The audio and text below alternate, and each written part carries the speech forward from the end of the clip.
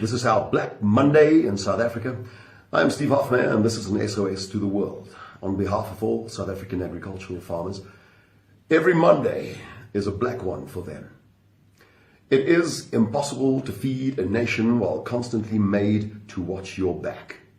When the calls come through of attacks, a daily thing now, farmers drop their implements and they rush home to see if it was their family, maybe their friends, their neighbor.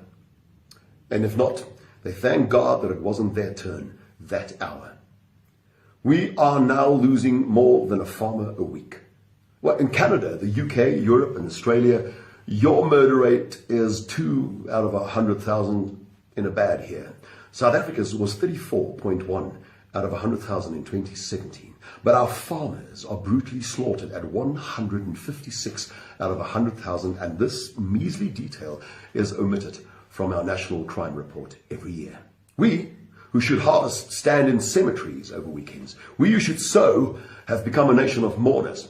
But it's not just the numbers, it's the type of brutality, unheard of in a modern world.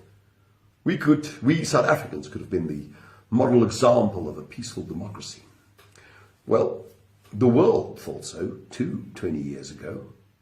But then it turned out that our government governs like terrorists. The world disappeared. The world subsidized these terrorists. And now that we are terrorized by a dangerous, inept one-party state, now that our presidents, all of them, Nelson Mandela, Thabo Mbeki, Jacob Zuma, sing about killing minority South Africans, now that we are the murder and rape capital of the world, and now that our farmers are slaughtered at 5 times the national average, and our national average is already 5 times your murder rate. Now the world has deserted us. Our murder rate is abnormal even for countries at war. And why can't we fix this from the inside? Many reasons. One of them, 80% of taxpayers in South Africa do not even vote for this government. Can you even stop and imagine for a second what that means in a socialist state? And not a single edifice that once made this country a healthy, world standard destination has remained standing. Not the healthcare, not the education, not the unemployment rate. In South Africa today, we have many different standards and many different kinds of rates. We, for instance, have a shattering school rape rate. We have a granny rape rate. We have a toddler rape rate. In a country where sangomas are treated as medical doctors and raping a virgin is seen as a cure for AIDS, why are we even surprised? We have an unprecedented farmer murder rate. Books have been written about it. I appeal now to our 800,000 expats who are now successful citizens in other countries with access to mayors and ministers and senators to relay this cry for help and to not forget us in what could have been the most beautiful country in the world, South Africa. We appeal for intervention for all victims, but especially for our South African women and children, black and white.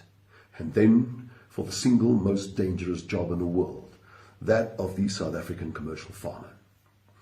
I would not ask for help if I thought the farm murder rate was decreasing. It is not. It is at an all-time high.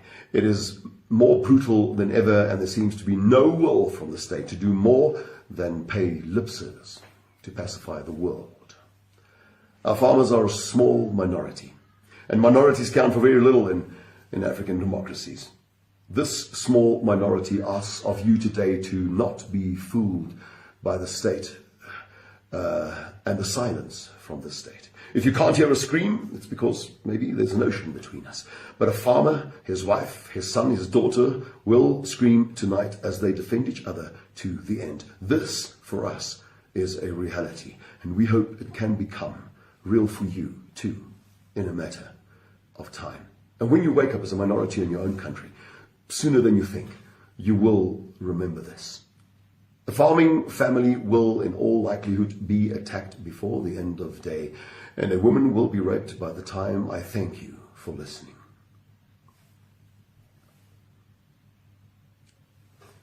I thank you for listening.